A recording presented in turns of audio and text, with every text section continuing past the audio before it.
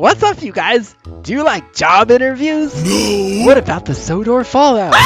Oh, I hope so, because it's Sodor Fallout Job Interview Day today! That's right, we're going to be interviewing all of the Sodor Fallout engines to find out who will be in charge of the Sodor Fallout. Now, as you can see, we have many Thomases here who are applying for the job of Sodor Fallout Thomas. Now, we can see also, we have other candidates that showed up. Edward and Henry and Gordon and Scary Project G1 Gordon. Guys, look at how long this line is. They all want a job to be in charge of the Sodor Fallout. Attention, engine. I don't have to tell you how important it is for this job to be in charge of the Sodor Fallout. You'll have many things to be responsible for, including managing the nuclear fallout. Let's see over here, guys. We're gonna see. It looks like 3 Thomases showed up for the job application for the Sodor Fallout. Now, Shed 17 Thomas, we'll start with you. First of all, Thomas, you are a Shed 17 Thomas, not a Sodor Fallout Thomas. So that automatically disqualifies you from being in charge of the Sodor Fallout. Now, you come back later when you want to be a Sodor Fallout Thomas, and maybe we'll talk. Now, over here, we have another Sodor Fallout Thomas, but whoa, his face is really scary. Now, Sodor Fallout Thomas, since you are Sodor Fallout Thomas, we will be considering you strongly for this position, but I have to say your face is very scary, so we may not be hiring you on account of you have scary eyes coming out of your mouth. Oh, guys, look at this. This looks like it's Edward over here. 2 Edwards showed up for this job. Attention, Edward.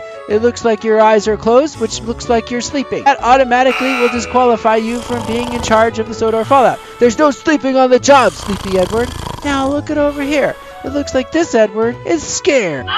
Well, Edward, I don't think that qualifies you to be in charge of the Sodor Fallout, because you can't be scared of nuclear fallout. You have to be very responsible and not a scaredy cat baby. Oh, and look at this, you guys. It looks like 2 of the Henrys showed up. Holy smokes, Henry. It looks like you're leaking fruit punch out of your chimney. Well, I gotta tell you, that's a safety hazard, and it will automatically disqualify you from being in charge of the Sodor Fallout. Henry, what if somebody slips on that fruit punch? Then what? We will have a lawsuit on our hands. We cannot have that, so you are not going to be hired for the Sodor Fallout. Oh no, look at this Henry over here. Let's go talk to this Henry. Attention, Henry. I see you showed up for the job, and you look like you got a haircut and everything. Let's take a look over here. Looks pretty good, looks pretty good. But unfortunately, Henry, this big old shield thing you have on the front, it blocks your face, and all we can see is your eyes. That will not be good for running the Sodor Fallout, because we can't hear what you're saying. Your mouth is covered by this big old wooden shield thing over here. So we will not be hiring you. It looks like Gordon showed up, and the other Gordon. Oh, and the Project J1 Gordon. Oh my gosh. Now, attention, Sodor Fallout Gordons. You are both very, very scary. You're both strong contenders for running the Sodor Fallout. Now, Gordon Scary number 1, you have no eyes. I'm not sure how that's going to work if you can't see. Unfortunately, Gordon number 1, it doesn't look like you have any eyeballs, so you won't be able to see what you're doing. You can't be running the Sodor Fallout if you can't see where you're going, so we're going to have to disqualify you from running the Sodor Fallout. Oh, now look at you, Gordon number 2. I think you could see through your eyes, unlike this Gordon who doesn't have any eyes. You're a strong candidate for running the Sodor Fallout, Gordon. Now we have to go talk. Oh, this one's scary. Now, Project G1 Gordon, not so sure you belong here. You belong at Project G1, and also you don't have any eyeballs. And also, I gotta be honest with you, Project G1 Gordon, you're too big to fit in the office that we have. We can't fit you inside of the Sodor Fallout in charge president of Sodor Fallout's office. You'll crush the chair. Look at how big you are. Oh, and also, it looks like you ate poor Percy back here. Oh no, Percy! Gordon, that automatically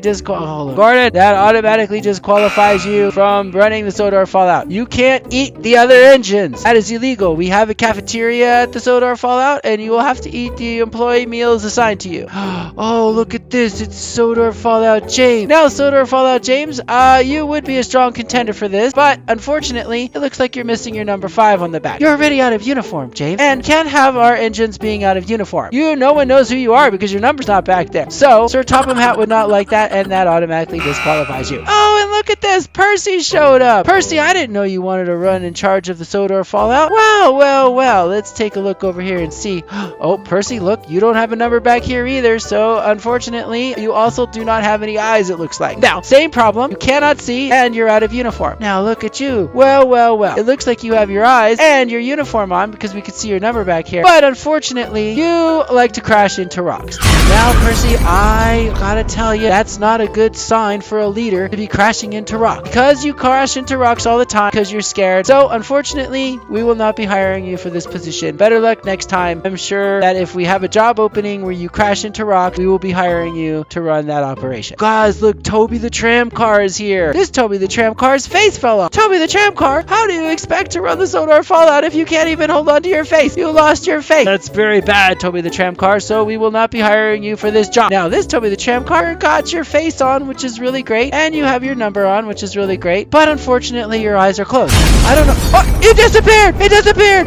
Where did he go? Guys, he must have got mad and left. Well, Toby the tram car, because you left the job interview early, you are automatically disqualified. It's too bad because we were going to consider you for this job, but now we're not going to anymore. Oh, guys, look over here. It's Duck and Oliver. Oh, no. This is going to be tough. Duck and Oliver, you look like you've been in a fight. I don't like that at all. There's no fighting with employees on property. As a matter of fact, you two are fired. I can't believe you try to get promoted to run Sodor Fallout when you've been in a fight. You're not supposed to fight each other at work. Everybody knows that. You guys are setting a bad example for others. So I'll thank you two to take your employment elsewhere. I'm sure the KFC down the street will be happy to have you. You can go fight over there. Then House will have delicious chicken. Oh, guys, look it over here. It's Douglas and Donald. Douglas and Donald. Douglas, what happened to your face? It fell off. And now, you know what, Douglas? It looks like you're very alert, following everywhere I go. But you're missing your face. Unfortunately, Douglas, this is gonna scare everybody. I mean, it looks like some of your other Douglases have come over, so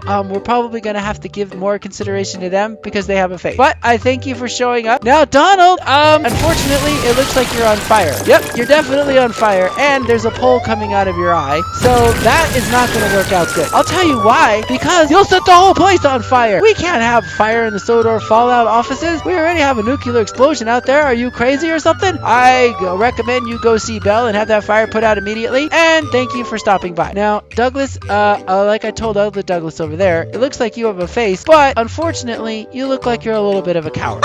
You're scared of this fire over here, and I don't think that cowards are going to do well in Sodor Fallout. You're just too much of a baby. Whoa, no, my gosh, it's Oliver the Beast. Oliver the Beast, you're definitely a scary engine. You're a very strong contender for the Sodor Fallout. You have a lot of scary potential, Oliver the Beast, I'll be honest. But unfortunately, you keep crashing poor Percy into rock. Now, that's not very good. You don't have good employee relations. You're gonna have to stop doing that. Now, when you stop crashing poor Percy into rock, maybe we'll consider you as president of the Sodor Fallout. But until then, Oliver the Beast, we're going to have to just leave you as running around scaring all the other engines. Guys, look at this. It's Trevor the Tractor. Trevor the Tractor, you're here. I didn't know you were interested in running the Sodor Fallout. Well, you know something, Trevor the Tractor? You're actually perfect to run the Sodor Fallout. You're in good condition here. It looks like you've got lots of steam and smoke coming out, and you can get around pretty easily. And it looks like you even have your eyes and stuff. But Trevor the Tractor, I think you're an even stronger candidate to run the Sodor Fallout than Sodor Fallout Thomas. You know what, Trevor the Tractor? Congratulations! You're hired! Guys, we're gonna hire Trevor the Tractor to run the Sodor Fallout! Yay! We found a winner to run the Sodor Fallout!